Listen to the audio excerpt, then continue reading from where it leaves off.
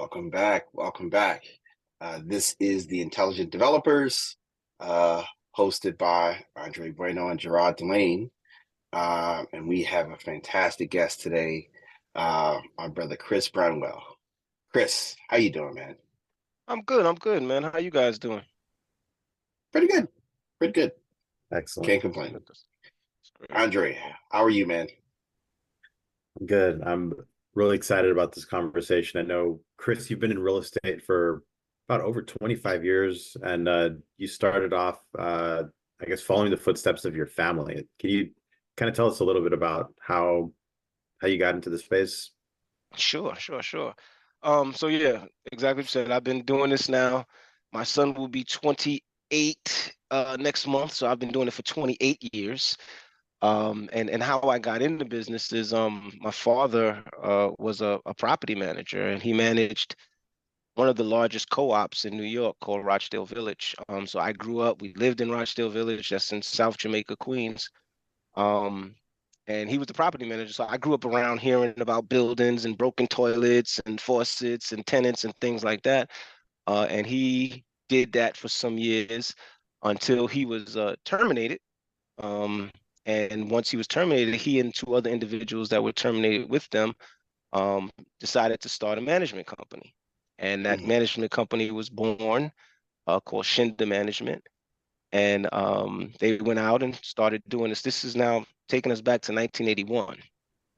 So three brothers, not related brothers, but three black men started this company called Shinda and went out there after they were terminated from Rochdale Village.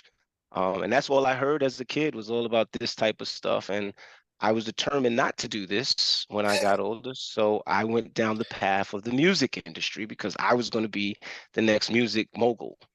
I did that pretty much all of my high school and college years and all of that. And as I said, 28 years ago coming, I had a child, and music couldn't put food on the table at the time.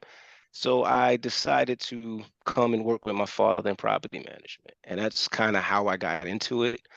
Didn't really like it at first, but started to get a love for it because it was dealing with people, and I enjoyed dealing with people and communities. And I was doing this back in the late 90s. So I started in the Bed-Stuy area when it was known as do or die at the time. And it was, crime ridden and drug ridden.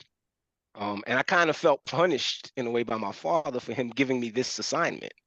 But it was a very good assignment. It really helped me, you know, grind my teeth and get things going. So to fast forward, I start to get a love for it. I start to become good at it.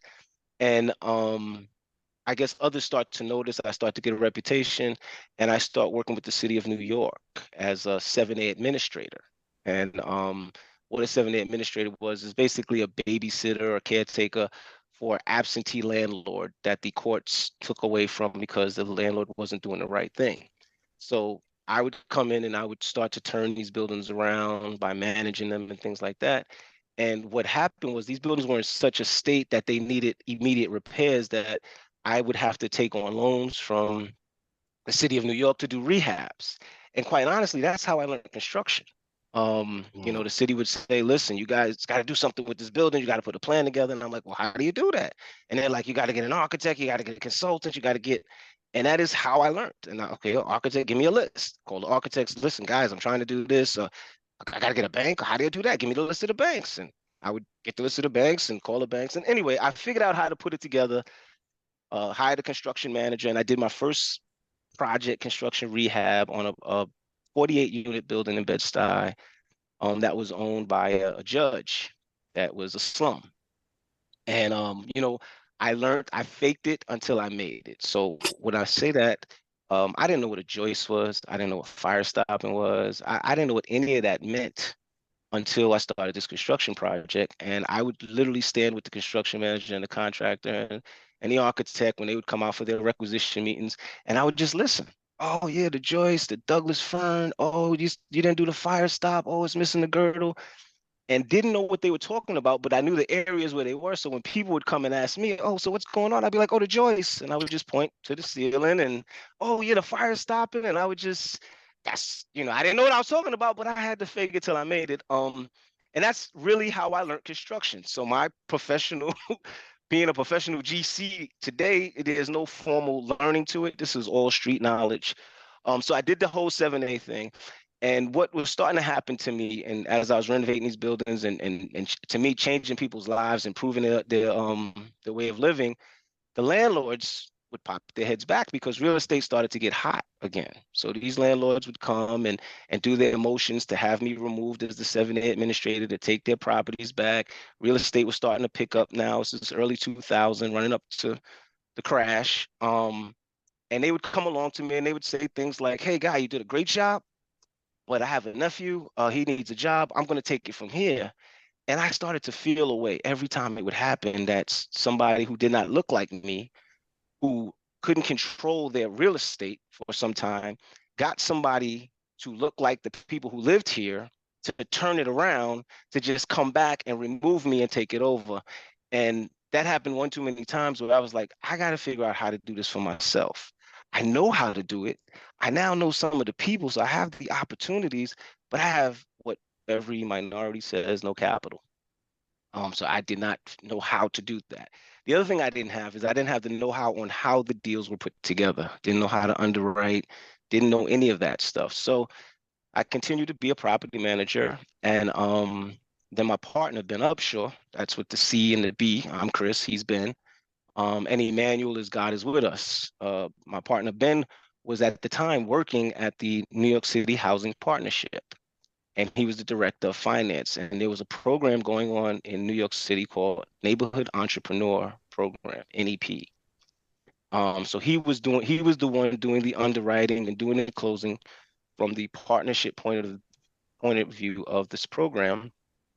And he too was getting the itch to not be working for someone, and he wanted to be a developer.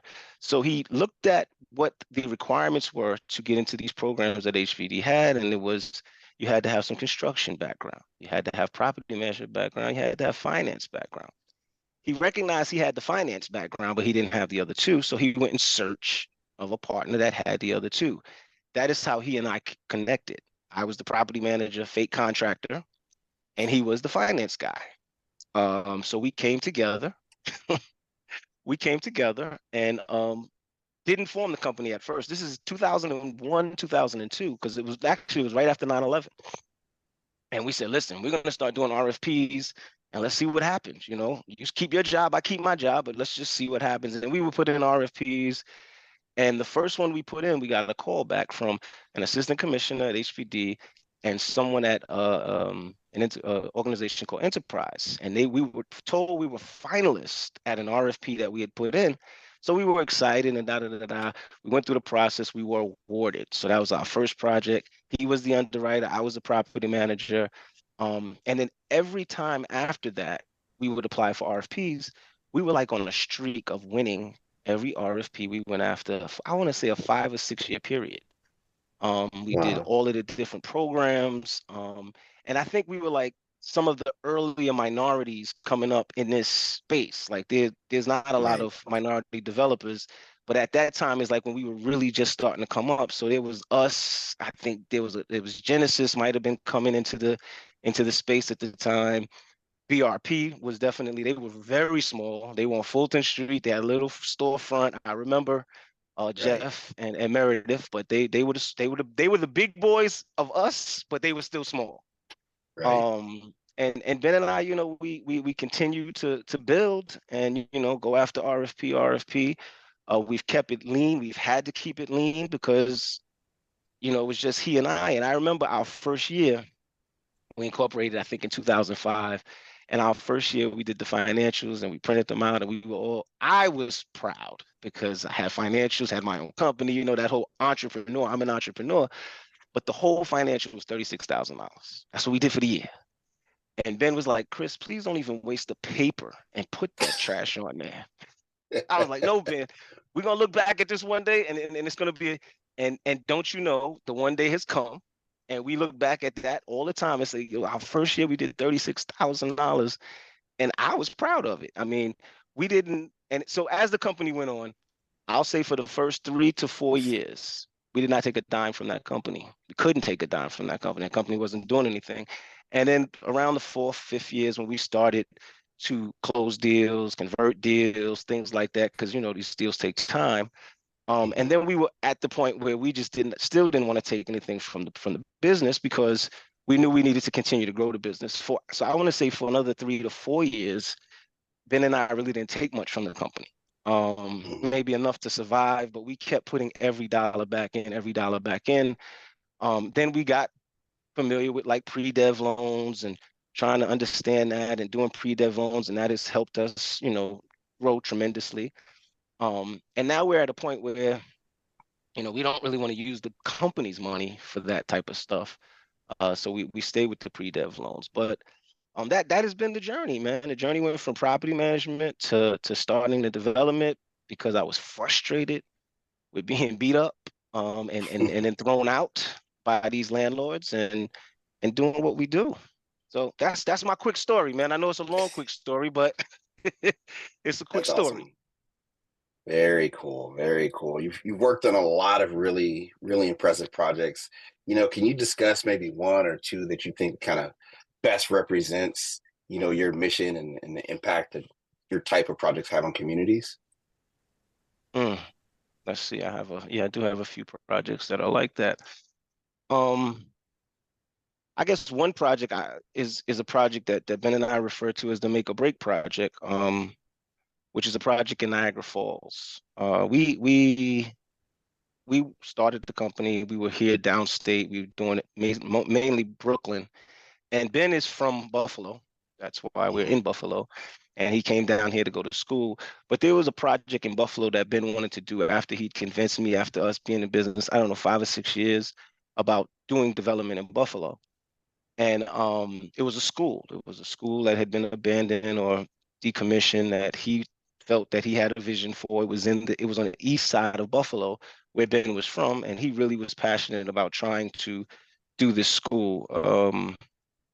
And he tried really hard to get awarded to school, to get designated to school, went through the politics, but come to find out we were in the wrong sandbox, so we could never get the school awarded to us. But while we were working on that, there was an architect we were working with who had come to us and said, listen, I know the mayor of Niagara Falls, and he has a school in Niagara Falls that he has to get closed, but no developer can seem to get it done. Would you guys be interested in looking at it? So, eager beager developers, sure, yeah, let's do it. We want it. We'll take it. All right, let's go. So we run over to Niagara Falls. We meet with the mayor, and the mayor tells us, listen, I have this money from the state that was given to me by the governor that I have to spend, and it can only go into this project. And if I don't get this project off the ground, I lose that money. It's going to be egg on my face. I don't want to lose that. So if you guys are interested and you guys think you can do it, I'm willing to, designate you to school and let you guys get started. So the thing that I wanted to make clear was that, Mr. Mayor, we have no money. We're new developers. This is not, we don't have the long strings. So that money, can we have access to it for pre-dev so that we can start to get this? Sure, no problem. The only thing is you have to spend first and then get reimbursed. Okay, man, no problem. We'll do it. Let's get started. We start the project. We start spending. We put in the first requisition. It's coming. Don't worry, you guys. We keep spending. We keep spending. We keep spending. Put in a second requisition. It's coming. By the third requisition, we're like, okay, Mr. Mayor, we can't do it no more. Like, what are we doing? Listen, I'm sorry, fellas. That money's gonna have to be part of the deal, the deck. I can't use it as pre-dev. New developer, we put in, fast forward, $750,000 of Oh, wow. pre-development of a non-pre-development loan because we couldn't get those. We had no track record. $750,000. Go for 9%, don't win. Mm. So at this point, it's make or break, and it's like, this is really at a detrimental point where we're like, the company's not gonna make it because we out of money. We can't close this. We're gonna have to do what we have to do. We deal with someone at the state and we say, listen, we really got to get this 9% off the ground. They give us the exit interview. They tell us all the things we did wrong. It was our first time doing it. We did it ourselves. I can imagine it was a lot of stuff wrong. They tear us up and they say, listen, put it in again next time. We'll see what happens. Blah, blah, blah. Try to partner with one of these people. They give us a list of people. You know how they do us. Use one of these, use one of those, use this person. So we partnered with one of the people, but we still had to make it happen. So Ben and I did everything we could do. And this is how I think I became my own lobbyist at certain times. We went out there, we met every politician we could possibly meet, friends with everybody. I mean, we did everything to try to get this project on the radar. We were working with the mayor, he was working with the governor, everything was happening. Long story short, we got it funded. The second time we went out on the 9%, we got it built. And that project is in an area where I still feel like it's turning right now. It's a community of us. It's right there by the Rainbow Bridge. So Canada's right there. I mean, you could literally see Canada from the Mhm. school. And that I really feel like that community is turning right now. And there's Hotel Row is there now. The previous governor, started putting in investment into this. So that community I really feel is going to make a great change. Another Mhm. project that I want to talk about that is really impactful to me right now is a project that I did up in Harlem, that I'm still currently finishing up. It was owned by a non-for-profit, and it was bad. It was poorly run, as you know, so many, and not to blame the non-for-profit. These are hard times. This is hard real estate to run. Being a landlord is not easy in this town, but they do a lot because of the distressness of the property, because of the finances and all of that.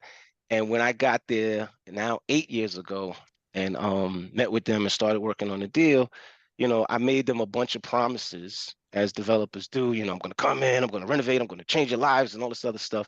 But going through the climate that we've been in, it took me 7 years to close. Wow. Um, so I really became family with these people as much as they hated me. I mean, they called me every name in the book because every year or so I would meet with them and tell them we're going to close this year. Oh, we're going to fix everything this year. It's going to happen this year. Don't worry, don't worry, don't worry. So I've been a liar for 7 years. So now when I finally get to the finish line, and I'm really getting ready to close. No one believes me. I'm going out there Saturdays, Mhm. Sundays, nights, mornings, weekends, trying to convince people like, no, for real, it's gonna happen. I need your cooperation. I need your cooperation. And it has just been a great experience to know where I came from these last 8 years with them and being the big liar, to them sending me emails today and giving me calls and like, oh, Chris, thank you so much. You really changed out. You did such a beautiful job. Thank you, thank you, thank you. Like that, I don't know what that does for me. I think that's what keeps me going in this development game is it's that feeling. I mean, the money's great whenever it comes, but as Ben and I always joke about it, by the time we get these fees and we look at the amount of time and effort we put into it, we've probably made minimum wage. So it's not really about the money. At least for me, it's not really about the money anymore. It's really about the people and really seeing these people in Harlem, their lives changed, and then being so appreciative for it. That's my satisfaction. That's what I'm really digging it as I getting older as well. I'm really feeling that and loving that. And then seeing it's my people, so I feel like I'm doing what we preach about, building for our community, maintaining our community. So those are my two projects. I love it. I I love it. mean, just right there, like between those projects, the Niagara Falls project, that was the first time you guys did supportive housing, right? You guys had a Was special needs. It Yeah. wasn't? No, we It don't, we don't was. we don't have supportive in it. That was a 9%. I mean, it needs supportive dollars to it because Niagara is a what can I say about the community up there? They I thought need you guys had supportive like a special services. set aside for like veterans or something. That was in our Buffalo project. That was in Buffalo. Gotcha. Yeah, yeah, yeah. Yeah. So and that's what we're doing a lot of now. We're doing a lot of these supportive deals because that's the deals that's out here right now. So the veterans are there, the seniors are there. We have a project right now that we just finished in Brownsville, which I don't want to say mental, what's the word I'm looking for? Substance abuse. And that one Mhm. is very it's very challenging. Um, and trying to figure it out is, you know, and when I say figure it out, I mean we have to figure out this housing problem in the sense of, okay, we always sway the guillotine too far.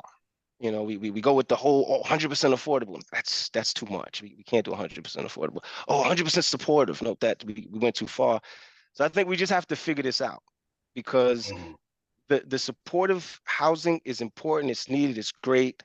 But if they don't bring the proper supportive services, and that's what I constantly hear from the Right. supportive suppliers, that they're just not funding these projects properly, then you can't really dump all the supportive need on me as the landlord. So there just has to be a happy medium somewhere where we get to the bottom of the supportive situation, because it's only going to get worse. Again, it's like I was talking to somebody yesterday about the housing authority. We saw the housing authority in the 80s. We were saying, look, the tidal wave is coming. Like, we got to do something. We got to do something. The 90s came. We were like, yo, we got to do something.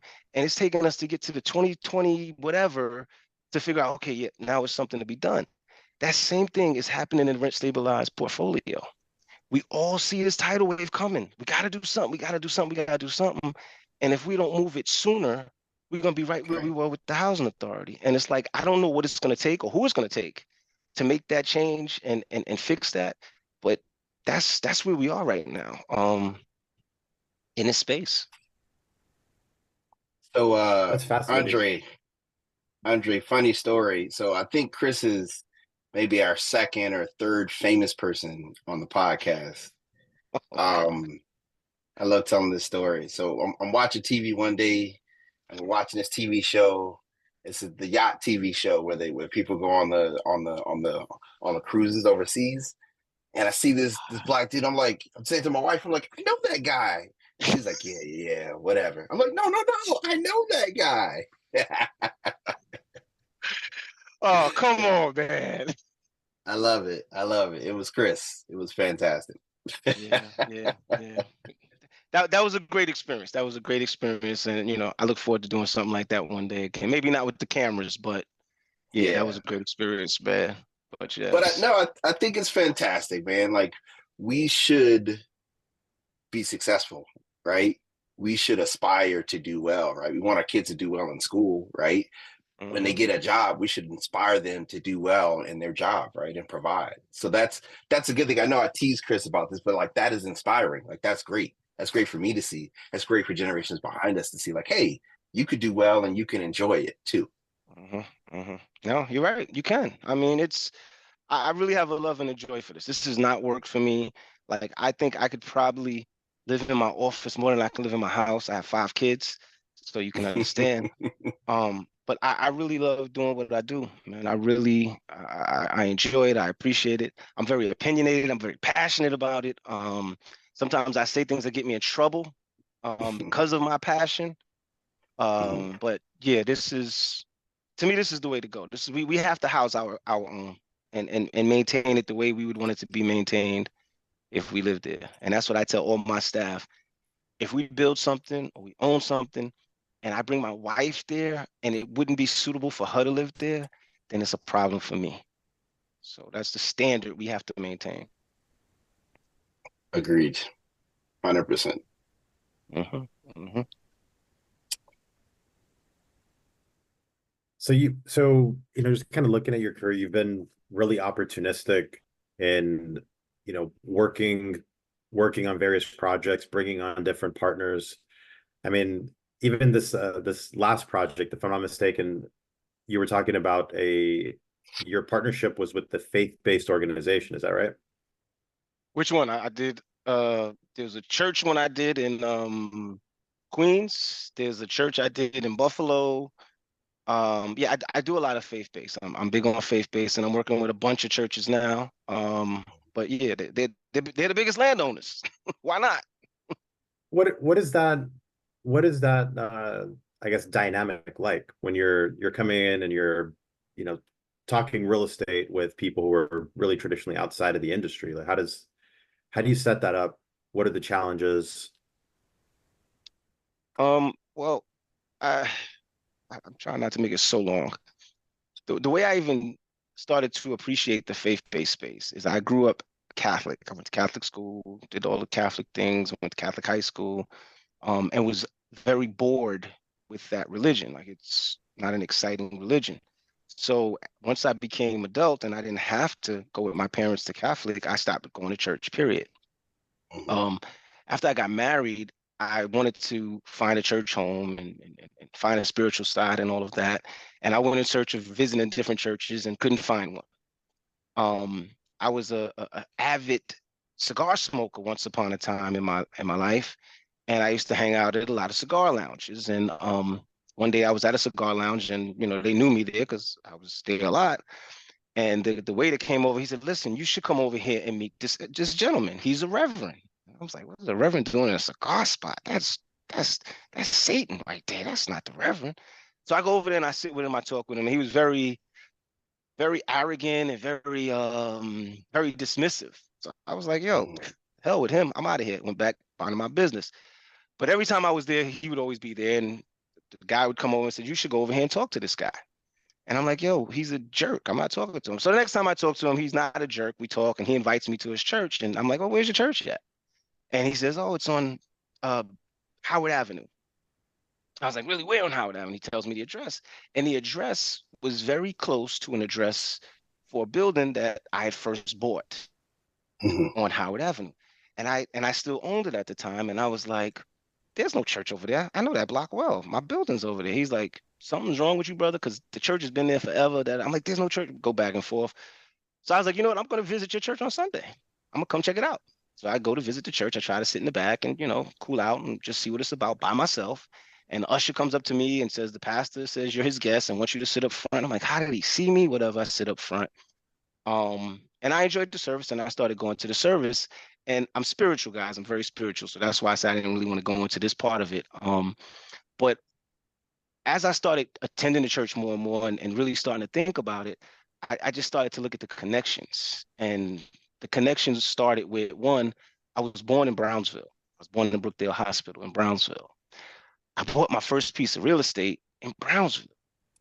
Um, and then the church was in Brownsville, across the street from the first piece of real estate I bought, from the same neighborhood I was born in. And my funny part is my last name is Bramwell, so we're gonna change Brownsville to Bramwell one day.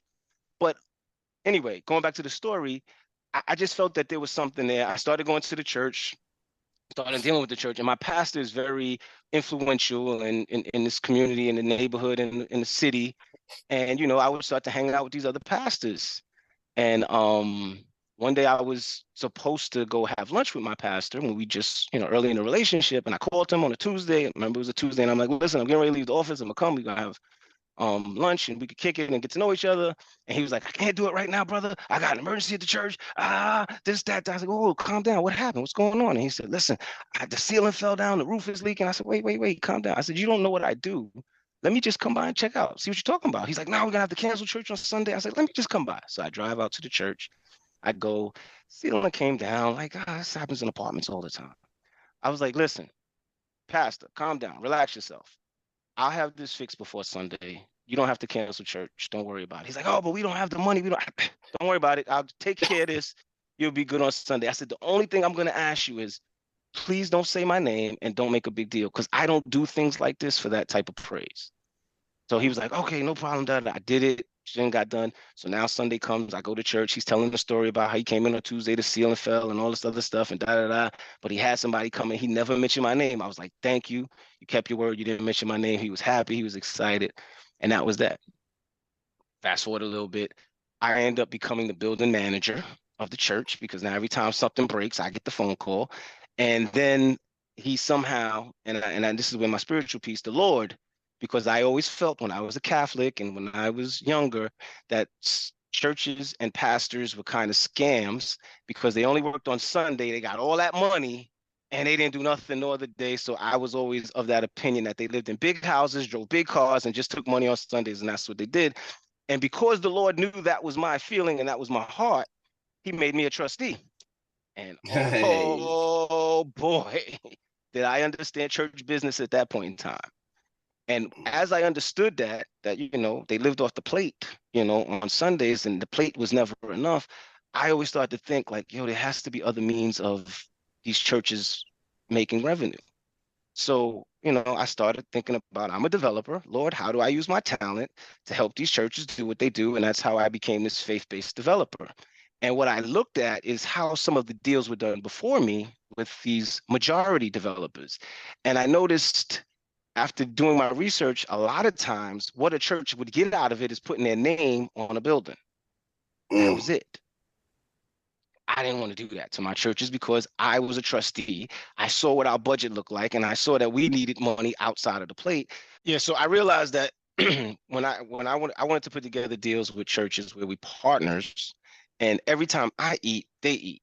I didn't want it to be a one-time eat, and then they watch me eat for the next 15 years, and they're pissed off, and I know they're struggling and dying. So the way we structured our deals with the churches is whatever it is, we split with them. You know, so I do a lot with churches. Even with my own church, I renovated the sanctuary. Um, and I think that also brought big press to me and to my company because again, I said my pastor is very influential in the city.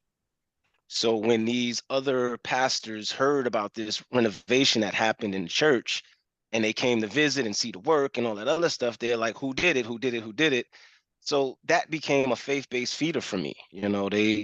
They call me, they have a project, they want to talk about it. The challenges of working with churches are just people. A lot of times people who are board members or they don't understand business, they're volunteering their hearts, they're not really professionals in the space. So they add a lot of uh, uh, obstacles to the situation. So trying to convince a church a deal is a good deal and understanding the deal is very challenging.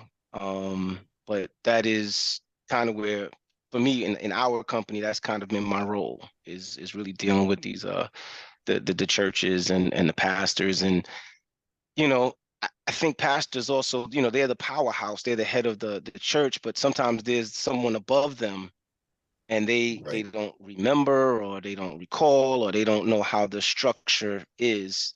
So that adds layers to the complexity of doing church deals. right. Sometimes the board is a voting party separate from, the pastor of the church. That's right. Sometimes you find yourself negotiating with both, That's right. That's right. and hopefully they're on the same And it becomes a page. time waster. It becomes a time waster so many times. So it's you have to pick the right church. Yeah, and the other thing too is that you have these pastors today that are um at least the ones we're dealing with, they have a different mindset. Like I have one pastor we're working on right now that has a parking lot. And 5 years ago, when I would talk to a pastor who had a parking lot, I was like, "Well, where are my people gonna park on Sunday? Like, what are you gonna do here? How are you gonna?" And I think they're looking at it a little differently now, or at least the ones we're dealing with now. They're like, "Listen, it's only Sunday and it's for 4 hours. Like, I'm gonna hold this piece of land, this piece of dirt, for one day, 4 hours, when I could do something." And they're seeing it differently. And I've been taking that and kind of using that as my sales. Like, you're gonna hold this for 4 hours, 5 hours a week so somebody could park a car when you could provide a home for someone. Like, let's talk Right. about it. So that has been my push on the churches and the faith-based space. Fantastic. So, Chris, Yes, tell sir. me, what advice would you give 21-year-old Chris Bramwell just getting into the business? What advice, knowing now what you know, what advice would you give to that young man? Um, what I would give a 21-year-old Chris right now is as I give to the young folks now, the young entrepreneur developers, is I feel that I wish I could have went and worked for a developer at 21 and not trying to figure out things for myself. Like, let me go somewhere with somebody who already has invented the wheel. Let me just go and try out the wheel. Why am I trying to reinvent the wheel? And I think it's good on both sides. I think it's good that I got to bump my head on my own and figure certain things out. I think that was great, but I think I could have been so much further, and Mm, probably helped so many more people had I had uh the tutelage, the mentorship of of an employer to kind of show me the way. So that's one of the things.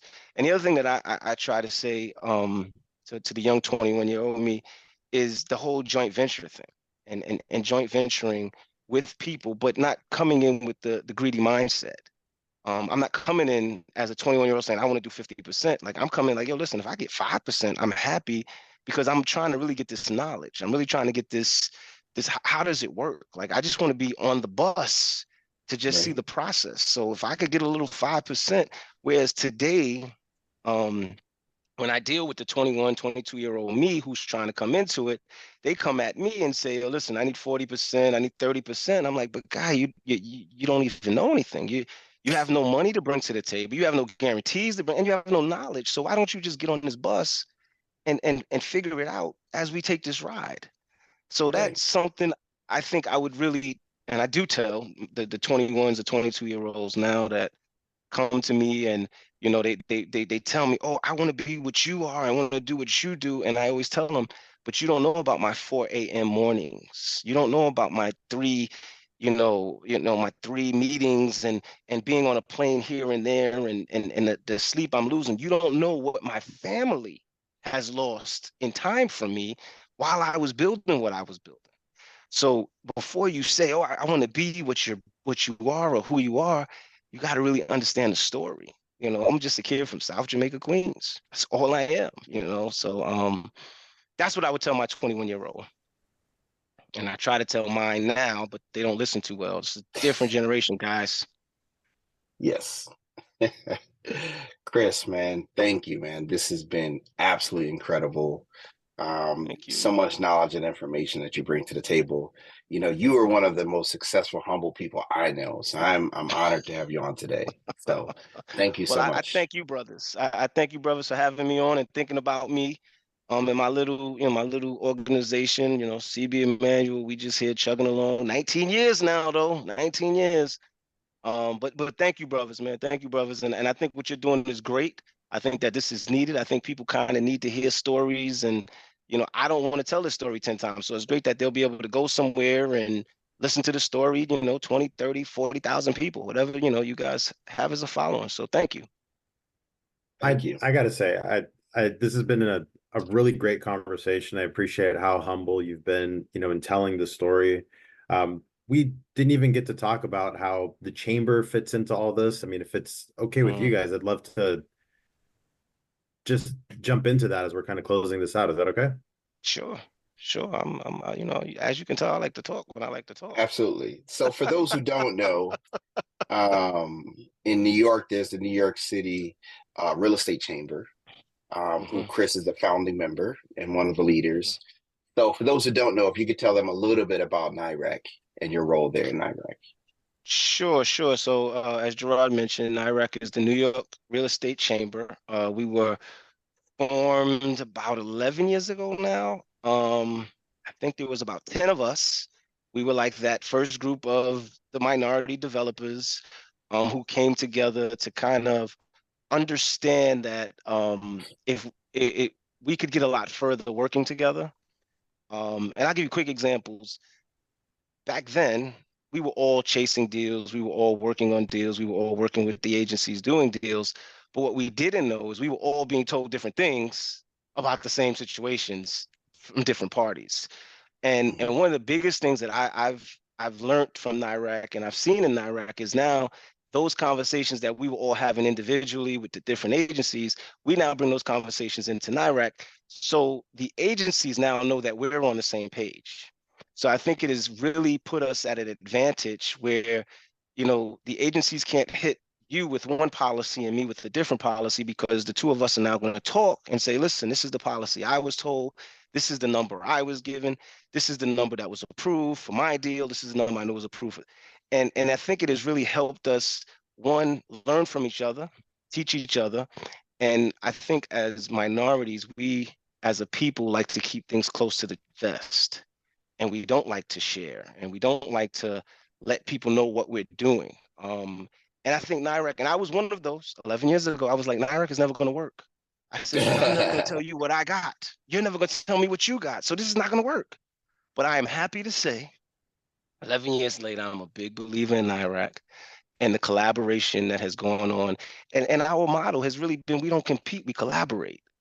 And we want to keep that. It's so much out here to do, New York wise and nationally. So there's no reason for us to compete. Let's collaborate. So that's kind of how NAREC has been, and we have expanded. Our membership has really expanded. We are now getting members in different states, and we are talking about setting up other chapters in other states. It has been very influential in New York. We've been successful at getting certain funds done. We have a liquidity fund now for minority developers. We've been able to get minority RFPs. So we've done a lot. We've done a lot in the 11 years, but there's still a lot more to do. And we look for members again nationally now. We have national members joining NIRAC, and we hope we're making change to bring more Black and brown people to the development, construction, and management game. And I'll add on to that for those who haven't been in New York paying attention. The Vital Brooklyn is a fantastic example of NIRAC saying, hey, there's big, huge development happening in Black and brown neighborhoods, and why don't we have a chance to compete for it? Mm-hmm. And NIRAC kind of put our hands up and say, hey, wait, what's going on? What's happening? Mm-hmm. And now, Apex is in, I believe they were in the first one, and I believe you were in the second one, right, Chris?